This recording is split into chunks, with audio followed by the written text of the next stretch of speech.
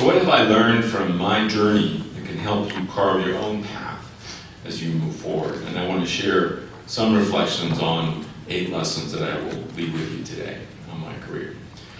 First of all, let's remember that humanism is central to the practice of clinical medicine, dentistry, anything having to do with humans. We work with humans, not technology. Regardless of our specialty, our goal is to decrease human suffering. The hardest skill to master in clinical medicine and clinical care is that of effective communication. Let me repeat that. The hardest skill to master in clinical medicine is that of effective communication. Not learning all the different things, not doing a particularly challenging technique, not surgery, and not the physical exam. It's communicating with people. Everyone takes it for granted, like it's a gift that you're born with, or easy because we can just be personable and charming and nice. However, communication is always different with every person, always a challenge, and one needs to have continuous quality improvement of these skills. Second, you gotta have passion for what you do. Professional careers demand a lot, and you must get a lot out of it. Having passion guarantees that at a minimum you will enjoy the time. Sustaining a 60-hour work week takes more than stamina. You have to like it, you really have to love what you're doing. Compensation and benefits only take you a certain point. Third, medicine and related health fields is really a profession of service, and social justice is a central theme.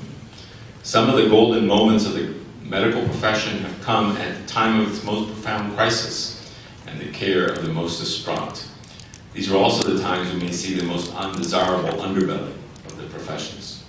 I'm referring to Katrina in 2005 in New Orleans, the AIDS epidemic in 1985 in many cities in this country, homeless families, the chronically mentally ill, dying patients everywhere all the time. Balancing individual and societal needs brings unique challenges, but please let's keep our eye on the ball in terms of promoting social justice and collective and individual well-being.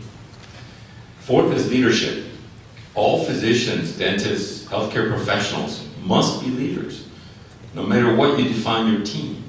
You may only lead your practice, you'll lead a team, you'll work in a hospital unit, be in charge of a panel of patients, be responsible for a defined population in a system, lead a research team, perhaps run a division in a biotech company. Inevitably, this is a responsibility of the profession, no matter how big or small the task. We will train you for leadership. So look for constructive solutions, be a problem solver and not just a problem identifier.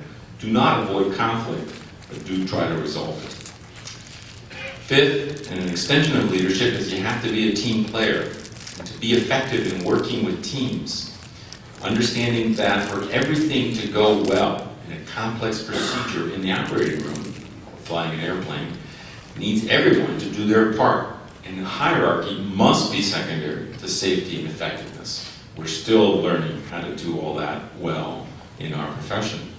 Similarly, managing complex patients, like I did, with multiple chronic diseases on 8 prescription medications, primary care doctors, medical assistants, nurses, medical subspecialists, pharmacists, case managers, caregivers, all have to work together.